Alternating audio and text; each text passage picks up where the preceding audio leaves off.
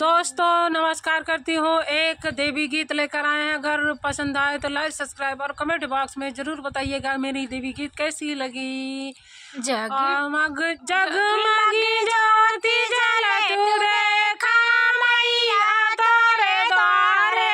जगमगी ज्योति जलत रेखा मैया तोरे द्वारे, मैया दुआरे की कन्या पुकारे, मैया दुआरे की कन्या पुकारे, कन्या को विद्या दिलत देखा मैया तोरे द्वारे, कन्या को विद्या दिलत देखा मैया तोरे द्वारे,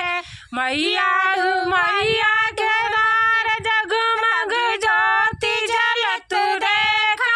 मैया तोरे द्वारे, मैया दुआरे की बाजिन पुकारे, मैया दुआरे की बाजिन पुकारे, जिनको बालक दिलत देखा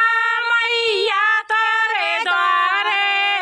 जिनको बालक दिलत देखा मैया तोरे द्वारे, जगमग ज्योति जलत देखा मैया तोरे द्वारे, जगमग ज्योति जलत देखा मैया तोरे द्वारे, मैया दुआरे के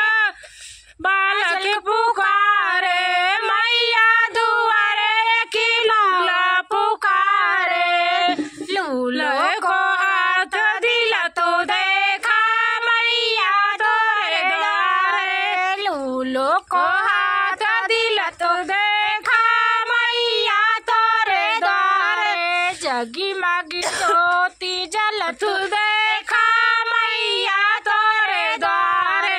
मैया दुआरे की अंधा पुकारे, मैया दुआरे की अंधा पुकारे, अंधे को नैना दिलत देखा मैया तोरे द्वारे,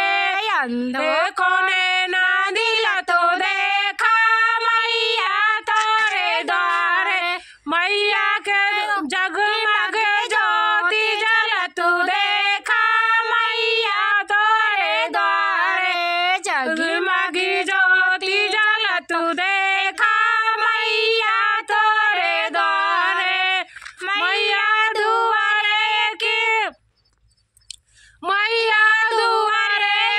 अंधा पुकारे, मैया दुआरे की अंधा पुकारे,